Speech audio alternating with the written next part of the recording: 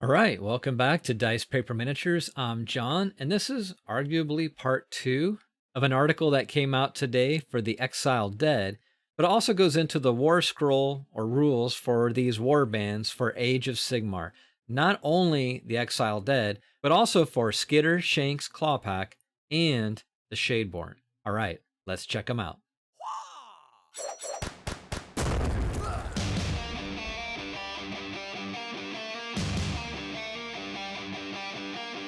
So as I mentioned, this is kind of like a part 2 of a previous video I just recorded for the Exiled Dead. That was for the card sneak peek that we just saw. It was kind of a last minute article, I think, because these do go to pre-order here this coming Saturday, which is tomorrow as of the recording of this video. But I wanted to feature these War Scroll cards separately because they are kind of separate game systems, even though they're sharing these war bands. So let's go ahead. We'll find those War Scroll links at the bottom of this article. So if you scroll all the way down, you'll see the Exiled Dead, the Skittershank's Clawpack, and the Shadeborn. So let's go ahead and take a look at the Exiled Dead first. So these are PDFs, which I think are great. You don't have to pay for them. They're just simple PDF links. So we have Dane Talos, the Exile, and the Exiled Dead. So while these are two separate units, Dane Talos, the Exile, and then you have the Exiled Dead, they're treated, as far as the rules of Age of Sigmar go, they're treated as one group for your army. So you have to purchase all of these together, but they are two separate units. So with Dane Talos, the Exile, he's got a move of 6, a save of 4+, a bravery of 10, and a wounds of 6. Arguably kind of just in the middle as far as his stats go. He is a hero, vampire, wizard, and of course he's part of the Death, and then specifically the Soulblight Gravelords. So I play a Soulblight Gravelords army. I was really hoping that this might have a spot in my army, and it could have one in the build. Let's go ahead and read what he has for his weapons and then his abilities. So he has both missile and melee weapons. His missile weapon is the dynamic bolts. It has a range of 18, which is pretty cool because there's not a lot of range options for weapons for the Soulblight, but it's range 18. Attacks are only 2. That is one of the downsides. And to hit is 4+. That's also a negative. To wound, though, is only 2+, which is awesome. And Ren's kind of respectable. It's a -2, which in this version of Age of Sigmar, and you probably don't want anything less than a -1. So -2 is decent. I mean, -3 would be great, but -2 is decent. But it's only a damage of 1. So with 2 attacks and only 1 damage and a 4 to hit, he's probably going to whiff a lot with those bolts, unfortunately. Now, the stave dynamic, his melee weapon, it only has a 1 range, which you would kind of expect. It does have 3 attacks, so 1 more attack. It is better to hit with. It's 3+, still 2+ to wound, so that's good. Still has that -2 rend, but it is D3 damage, so the number of attacks are better, the damage is potentially better, and it can hit easier. So it's not an amazing attack, but it's not terrible either. Really, where this model I think is going to shine is in its abilities. So it is a wizard, and he can cast 1 spell in your hero phase and attempt to unbind 1 spell in the enemy hero phase. So that's kind of nice. It's a bit of an upgrade as far as your wizards go. And then he also has the hunger.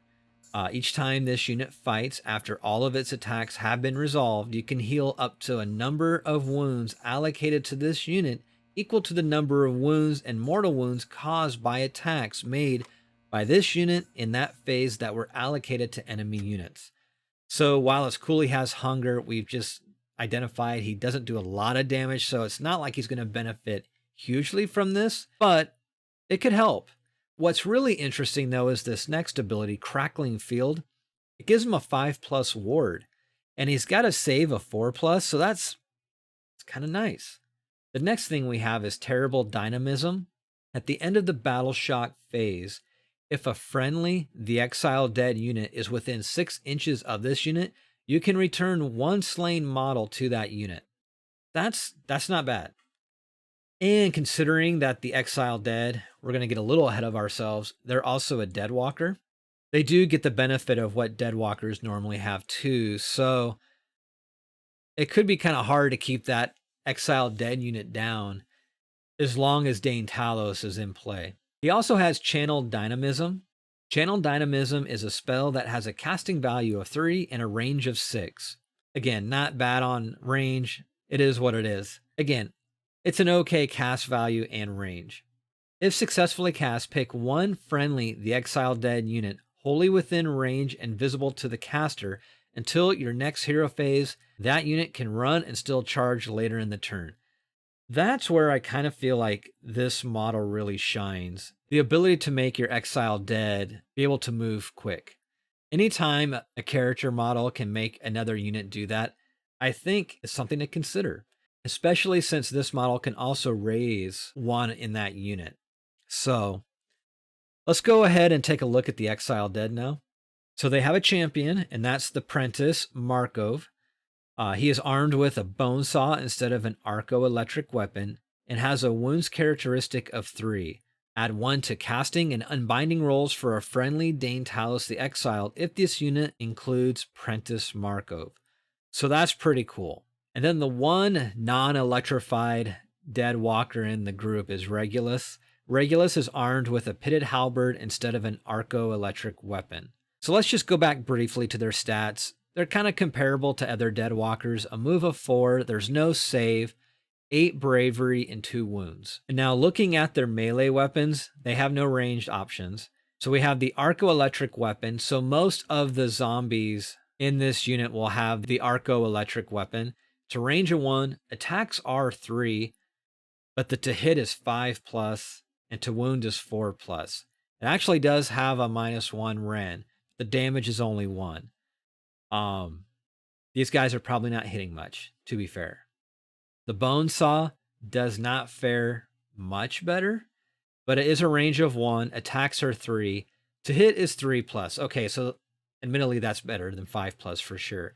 Wounds 3+, but no rend, and it does only 1 damage. And the Pitted Halberd, probably, arguably the most damaging, but it has 0 rend as well. It's 1 range, 2 attack, 3+ to hit, 3+ to wound, no rend, and 2 damage. But what's interesting with this particular unit, the dynamic cage, if the unmodified hit roll for an attack made with an arco-electric weapon is 6, the target suffers 1 mortal wound and the attack sequence ends. Do not make a wound roll or a save roll. So that is kind of cool. How often, though, you'll roll 6s, it's a bit swingy. And if you're someone like me, I roll lower than higher, so I'll probably never have my arco-electric weapons proc like this, but they might. So the Crackling Field, while this unit is wholly within 9 inches of a friendly Dane Talos the Exile, Bolt, Vlash, Ion, and Coil have a ward of 5+. So basically, all the models in this Exiled Dead unit, except for Prentice Markov and Regulus, benefit from the Crackling Field, which is a 5+ ward. That's pretty cool. It's kind of interesting that Regulus, yeah, he has the Pitted Halberd, but other than that, he doesn't really get any of the major benefits as far as the Exiled Dead unit itself goes. He still gets some assistance from Dane Talos, of course, and that's a bit of a bummer that he's not really a thing. Yeah, I think this unit will offer some good synergy, obviously, with Dane Talos. It has some synergies with existing Deadwalkers if you're playing Deadwalkers in your Soulblight Gravelords. The real consideration, though, of course, is the points cost. So let's take a look at those. So in their War Scroll, again, you have to have all of these models, but they're considered 2 separate units. Dane Talos is a unit size of 1, and the Exiled Dead is a unit size of 6. And their combined point cost is 220. I mean, a wizard typically will be sub 100 or slightly over 100 points. So you really have to decide, is the Exiled Dead of only 6 models worth essentially around 100 to 120 points? I'm not sure. That really is a tough call. Prentice Markov does help Dane Talos, I think, quite a bit. Regulus, while he's kind of cool in the Underworlds Warband, for Age of Sigmar, I don't think he's really bringing much to the table. The Arco weapons on the other models in this unit are potentially pretty cool, but they are swingy. It's a tough one. And the other units do get that 5+ ward, which is nice. This could help screen some of your more valuable units in your warband. They could potentially also dash quickly from one objective to the other to score some points, assuming everyone's healthy, so to speak, in this warband. But what do you all think? Do you think the juice is worth the squeeze, so to speak, as far as their points cost, worth what they bring to the table for your Soulblight Gravelord army?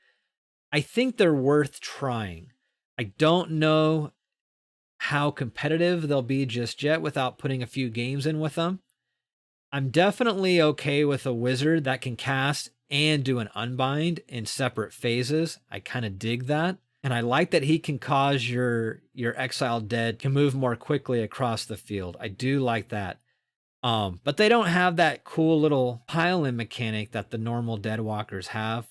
But, just normal Deadwalkers have some cool mechanics too, like the piling in and whatnot. So, I don't know. It's a tough call. But those are my thoughts. Again, I'd love to hear what you have to say. Definitely comment below on that. Now let's go ahead and take a look at Skittershank's Clawpack. All right, so for the Skittershank Clawpack, we have their leader, Slink Skittershank. It's an interesting model. He's got a move of 7, not too bad. 4 save, decent. 5 bravery, I mean, it's typical. I'm so used to Soulblight Gravelords having high bravery, but most of these other armies just don't have that. And then wounds 5, so a little weak. He does have both missile and melee weapons. So for the missile weapons, he's got the Eshin throwing stars, only in range of 12, attacks 4, to hit 4+, to wound 4+, no rend, and D3 damage. A little spiky, but it is what it is. The no rend part's an issue, I think. The next one is for his melee weapon, the paired Weeping Blades, 1-inch range, 6 attack. It's a decent number of attacks. 3+ to hit, 3+ to wound. It does have a -1 rend, and it does D3 damage. So while a little swingy, with 6 dice, you're probably doing okay. So he's got the Eshin Toxins. If the unmodified hit roll for an attack made by this unit is a 6, the target suffers D3 mortal wounds, and the attack sequence ends. Do not make a wound roll or save roll. Rolling 6 dice, you're probably doing some mortal wounds. But what's really nice about this particular model and the rest of the Skittershank's Clawpack is this running death. They all have it. So this unit can run and still shoot later in the turn. So where I think this particular unit shines is just kiting your opponent's other units that may be sitting out of position, right? So that could be a thing. So either they're going to be great for kiting or for objective running. And catching those opposing units just out of position, I think, is going to be where they really have an upside to including these in your Skaven army. So he also has Misdirection. If this unit is within 1 inch of a friendly Skittershank's Clawpack unit at the start of the combat phase, the Strike First effect applies to this unit in the combat phase. In addition, after this unit has fought for the first time in the combat phase, if this unit is within 1 inch of a friendly Skittershank's Clawpack unit, this unit can retreat. That's cool. That's going to help keep this leader alive, I think. So keywords: Chaos, Skaven, Clans Eshin, Hero, Deathmaster, and Slink Skittershank. So let's go ahead and move on to his Clawpack. So a move of 7, just like Skittershank. 5 save, 5 bravery, and 2 wounds. So actually, just 1 less on the save. Same bravery, but definitely less on the wounds. All right, so we both have missile and melee weapons. The missile weapons for all of them is the Eshin Sling. Range is 12, attacks are 4, to hit is 4+, to wound is 4+, no rend, and 1 damage. Those are literally the same stats that Slink has for his Eshin throwing star. So, interesting. Okay, so in addition to the missile is the melee weapons, and this is where things are a little different. And I misspoke, though. Only one of the models in the Clawpack has the Eshin sling. Okay, so let's carry on. So we have 4 weapons, 1 each for each individual model in this unit. Okay, so the sword and fighting claw is a 1-inch range, 3 attacks, 3+ to hit, 3+ to wound, -1 rend, and 1 damage. It's arguably the best one out of all of the weapons here. It's just okay. Next we have the Bladed Tonfa and Dagger, 1-inch range, 2 attacks, 3+ to hit, 3+ to wound, -1 rend, and 1 damage. So almost as good as the sword and fighting claw, but 1 less attack. Next we have the Trifane Triskel and Net. Now what's nice about that is the range is 3 inches. That's pretty decent. The attacks are 2+. It has 2 attacks. To hit is 4+, to wound is 4+. There is no rend, and there's only 1 damage. And then we have the Stabbing Blade. This is arguably the worst weapon. Only 1-inch range, 2 attacks, 4+ to hit, 4+ to wound, no rend, and only 1 damage. So it goes into more detail specifically. The models in the Skittershank's Clawpack are Snip, Padpaw, Creep, Kin Whisper, Croucht, and Skulk. Snipped Padpaw is armed with the sword and fighting claw. Creep is armed with the Trifane Triskel and Net. Croucht is armed with the Bladed Tonfa and Dagger. And Skulk is armed with the Eshin Sleek and Stabbing Blade. So there you go. Eshin Toxins, just like with Skittershank. If the unmodified hit roll for an attack is made by this unit is 6, the target suffers D3 mortal wounds and the attack sequence ends. Do not make a wound roll or save roll. So we have the Kin Whisper Ratlings. During deployment, instead of setting up this unit on the battlefield, you can place it to one side and say that it is infiltrating the foe as a reserve unit. If you do so, when you would set up a friendly Slink Skittershank during deployment, you can say that it will join this unit infiltrating the foe as a reserve unit. That could be pretty cool. At the end of your first movement phase, you must set up this unit on the battlefield wholly within 6 inches of a terrain feature and more than 6 inches from enemy units. Then, if Slink Skittershank joins this unit in reserve, set up that unit within 1 inch of this unit and more than 6 inches from all enemy units. All right. Then we have the Running Death, which is what also Slink has. That is, this unit can run and still shoot later in the turn. So I do think this is definitely a kiting unit. If they all had range, it would definitely make that more viable. But the fact that only 2, arguably 3, since the one has a 3 range, can really kite successfully, it's a bit of a mixed bag. I do like this particular unit in the Warband for Warhammer Underworlds. I'm not sure how I feel about them for Age of Sigmar. They do have a points cost of 225. You have to take all the models, but they are treated as 2 separate units. One for Slink Skittershank, the other for Skittershank's Clawpack. It just is what it is. They're unique, so you can only have one of these in your army. But yeah, that's it for Slink Skittershank and the Skittershank's Clawpack. I think I do like Dane Talos a little bit more for the Soulblight Gravelords than I would if I were running a Skaven army. At least those are my initial thoughts. I'm not quite sure, other than just being a disruptive kiting force, I'm not quite sure what this unit's doing. Maybe, just maybe, some objective running and hope they just don't get blasted from range by the opponent. Only playtesting will tell on that one, I think. I'd love to hear your thoughts on this particular warband as well for your Age of Sigmar army. And with that, that leaves us with one more warband to look at, and that is the Shadeborn for your Daughters of Cain army. Let's take a look at those. So we have Slithale, Shadestalker, and the Shadeborn. Slithale is your leader, so she's got a 6-inch movement, a 4+ save, 9 bravery, and 5 wounds.